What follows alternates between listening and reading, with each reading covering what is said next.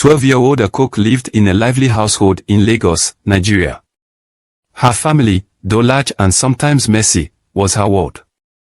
The overcrowded but cozy home buzzed with laughter, arguments, and the constant movement of her siblings and cousins. Akoke, the youngest, was known for her boundless curiosity and adventurous spirit, often finding herself in trouble for snooping around. One humid afternoon, while playing hide-and-seek with her cousins, Akoke decided to hide in a place no one would think to look, the cupboard under the stairs. It was a rarely used dusty spot, perfect for hiding. She squeezed herself inside, pulling the door shut just as her cousin ran past. As she squatted in the dark, the quiet voices of her parents filtered through the wooden panels. They were having a heated discussion in the living room, their voices low yet intense. Akoke's heart raced as she realized she was overhearing something serious. Straining her ears, she caught fragments of their conversation, whispers of a long-hidden family secret. "We can't let Akoke find out," her mother said, her voice shaking.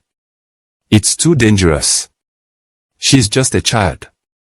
"We have no choice," her father replied. "The curse is real. She'll be 12 soon, and then, we can't let it happen again." Akoke's mind raced. A curse. Danger. What were they talking about? Her parents' voices grew more urgent as they discussed a dark pact made by her grandfather years ago.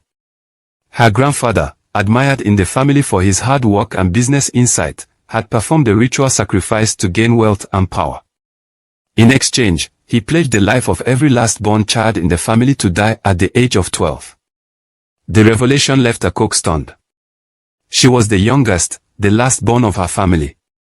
The curse was meant for her. The atmosphere in the house became tense as her parents frantically searched for a way to break the curse.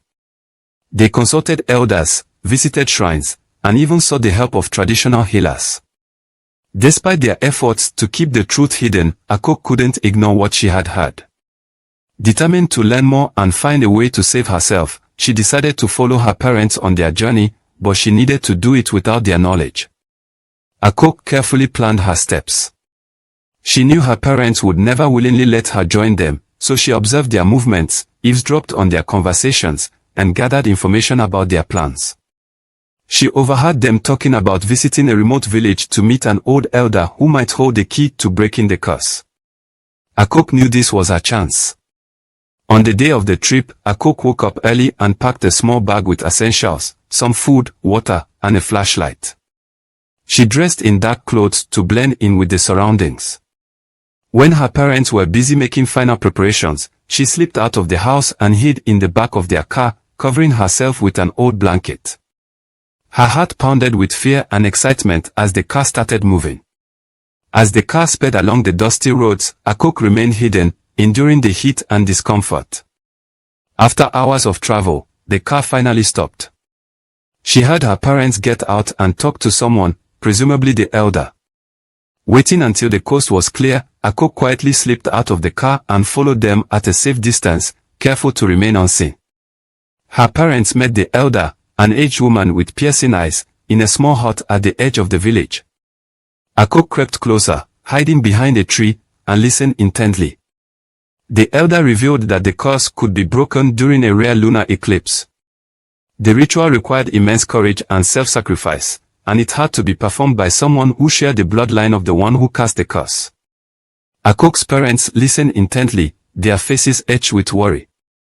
The elder explained that the ritual involved confronting the spirit of her grandfather and offering a token of pure love and sacrifice. It was the only way to break the dark magic that bound their family. After the meeting with the elder, Akoke's parents returned to the car, unaware that Akoke was trailing them. She quickly slipped back into her hiding spot and remained silent during the journey back home. She knew she had to be part of the ritual, but she needed to find the right moment to reveal herself. As the lunar eclipse approached, the family gathered the necessary items for the ritual. Each step was filled with suspense and danger. They collected rare herbs, ancient relics, and a sacred amulet that had been passed down through generations. The preparation brought the couple closer together, their unity and determination growing stronger with each passing day. One evening, as her parents discussed the final preparations, Akoke decided it was time to reveal herself.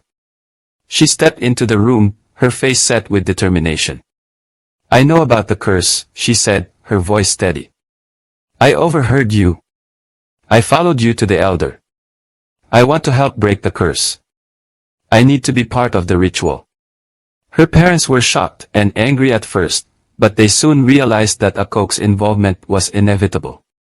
She was brave and determined, and her presence was crucial for the success of the ritual.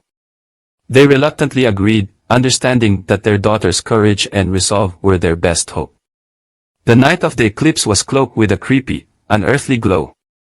The family gathered in a clearing outside the village, the moon casting long shadows on the ground. Akoke's heart pounded as she stood with her parents, the elders' words echoing in her mind. As the lunar eclipse reached its peak, the family began the ritual. They chanted ancient incantations, their voices rising and falling in a rhythmic tempo. The air grew thick with tension, and Ao could feel the presence of her grandfather's spirit, a wicked force that sought to maintain its grip on their family. The spirit of her grandfather appeared, his form covered in darkness. He sneered at their efforts, his voice a chilling whisper. "You think you can break my curse? You are nothing but foolish children." Akoke stepped forward, her heart pounding but her resolve unshaken.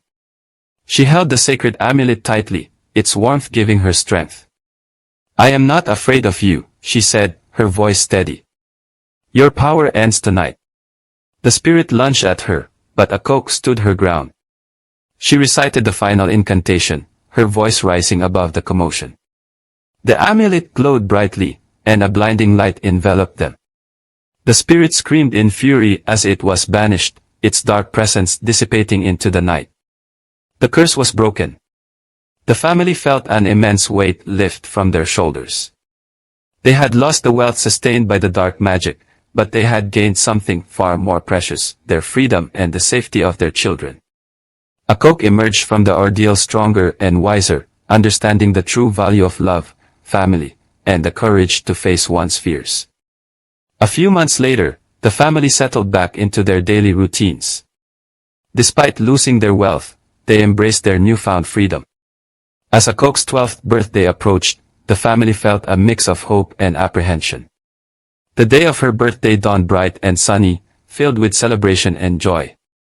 As Akoke blew out the candles on her cake, her family cheered, tears of relief and happiness streaming down their faces. That night, Akoke went to bed with a deep sense of peace. The fear that had gripped her heart for so long was gone, replaced by a feeling of triumph and hope.